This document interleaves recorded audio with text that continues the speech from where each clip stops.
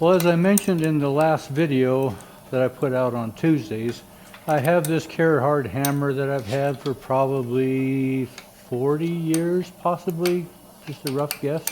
And I've never used this, so I started tearing it apart, and as I did it, I ran all the pieces through the sandblaster and tried to clean it up. Except the main body. The body is way too big for my sandblaster. I think this whole hammer weighs something like 780 pounds, 785, something like that. So I had to take a wire wheel and clean it up that way.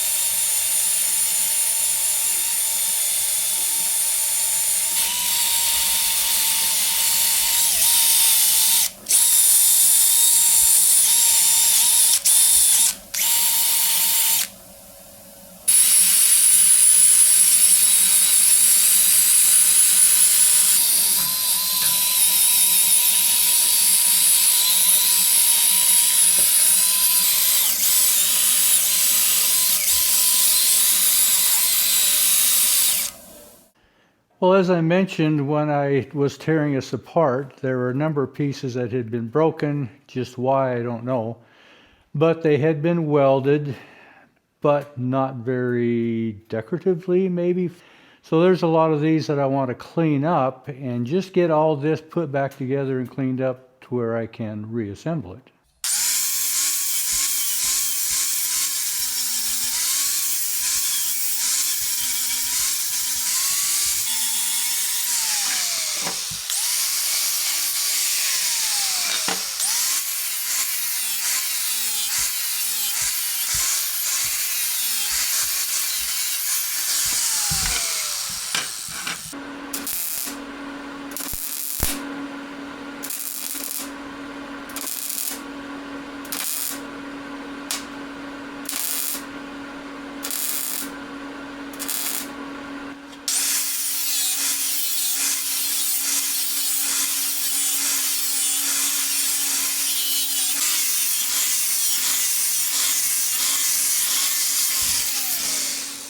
Well, I've been playing with this, and I'd like to say that I got it perfect, but I don't. I did fill in a lot of that deep, really rough weld. Not perfect, but I think we gained some ground.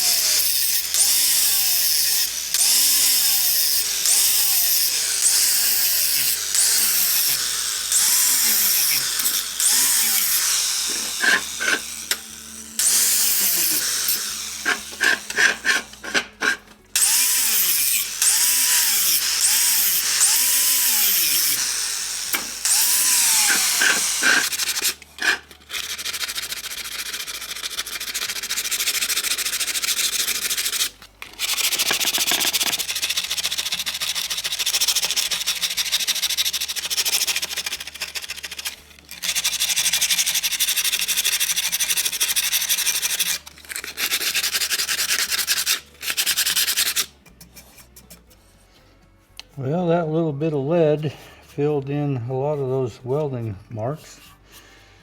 I think we're even closer yet.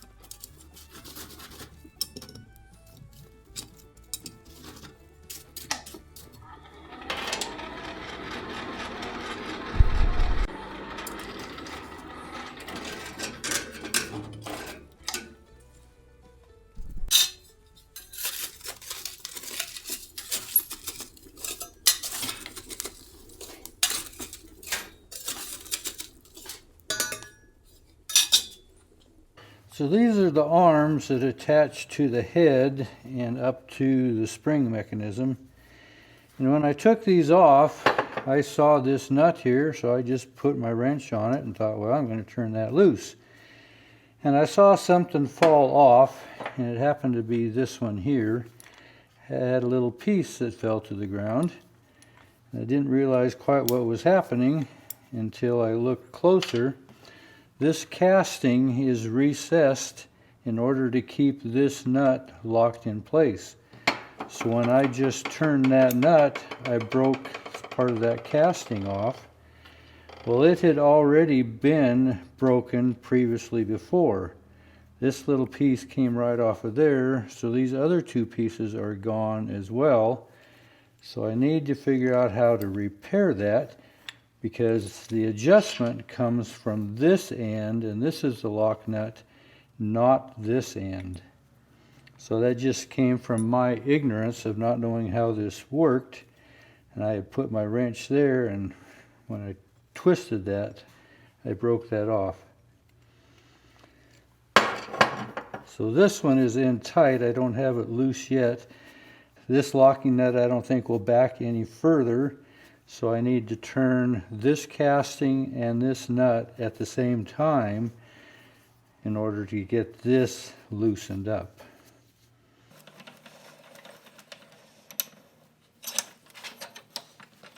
So I'm going to turn it from this end instead of from this end.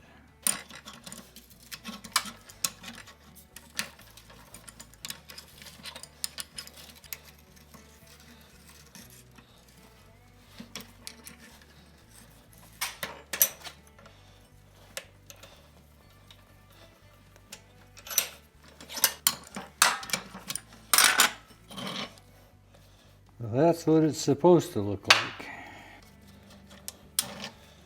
And that's what I did.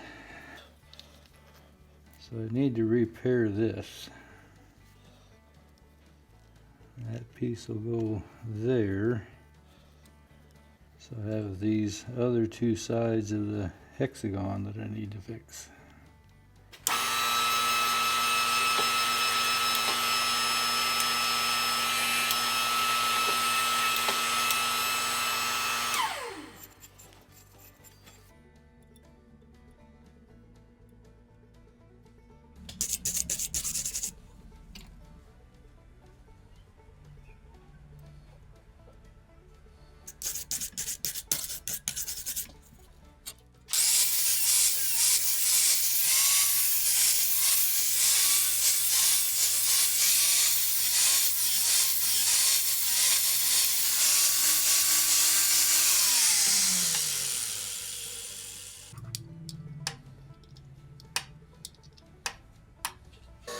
Well, this is where a bolt was put in instead of the set screw and broken off. So I'm going to drill it out and re-tap it so I can put a set screw back.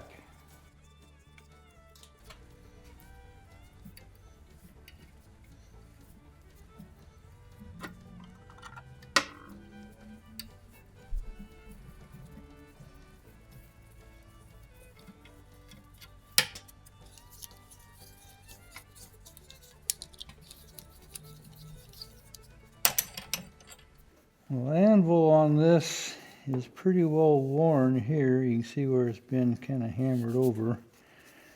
Let me see if I can't maybe level that up just a little bit.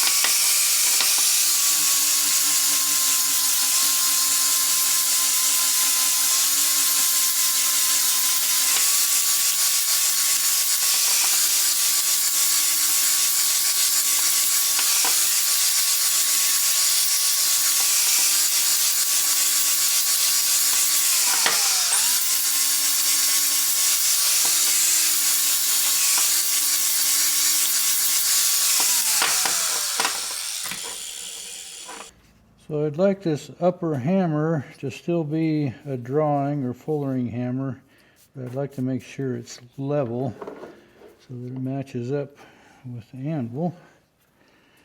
So I'm just going to take off the top and then I can kind of freehand that, I'm thinking.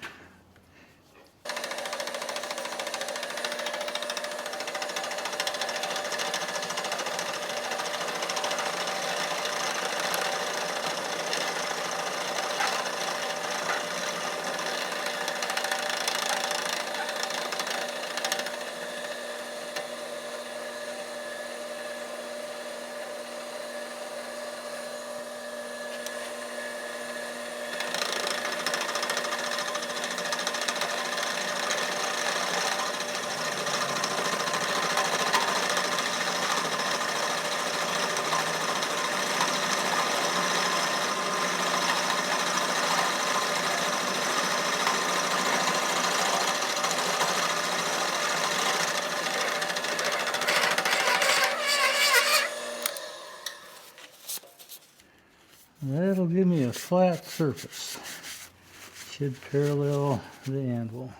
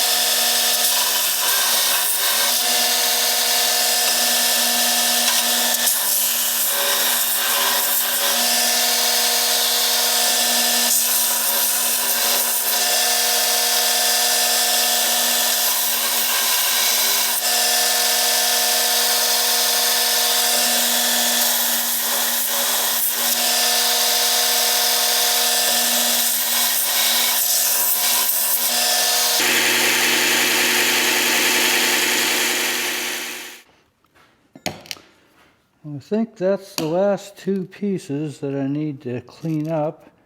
I think I have everything else. This piece here that I had to do the repair on looks just like the original one, so I think that'll function well.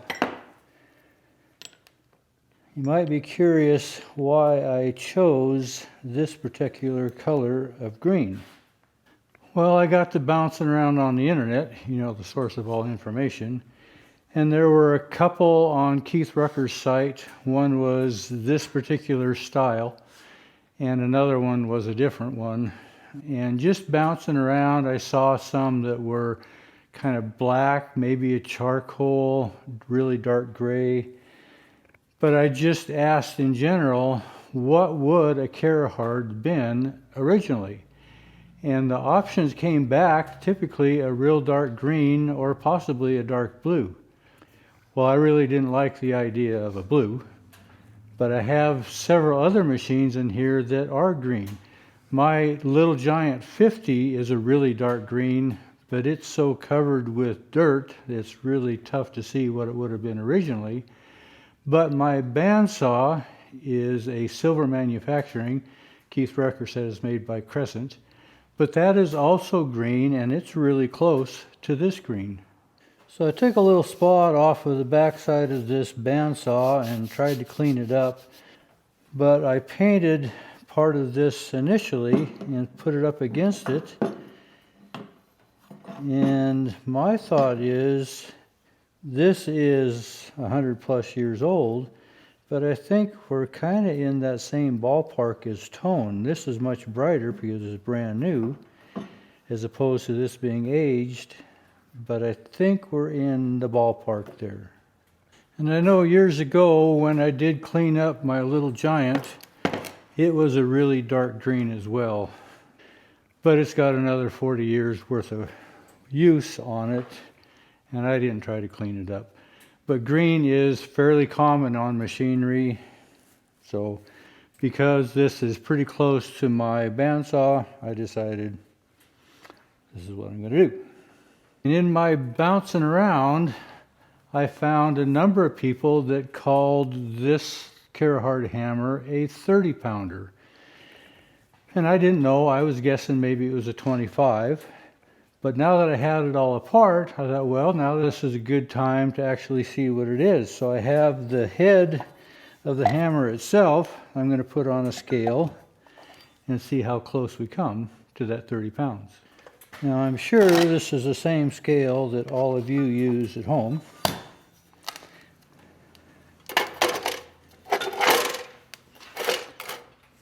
I think it's made for weighing babies. I'm not sure where I ended up picking this up, but I've had this scale for years and years. But it weighs up to 30 pounds. So we'll see just what this head is. So the head by itself weighs 25 pounds. But I have to remember there's the top hammer that goes in that as well. So if I weigh that also,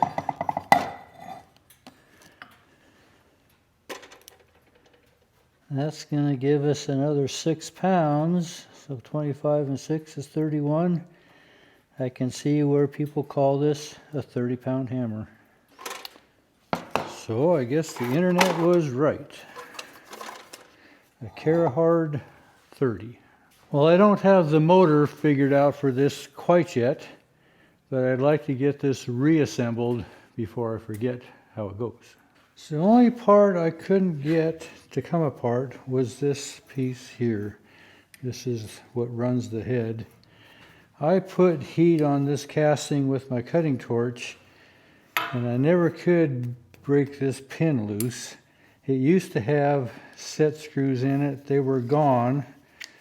So I'm going to put them back in. This pin is actually seized in place and it doesn't need these set screws. I'm going to put them in really more just as a placeholder. This set screw was gone also, but I have some new ones that I'm going to put in so it'll be like it's supposed to be.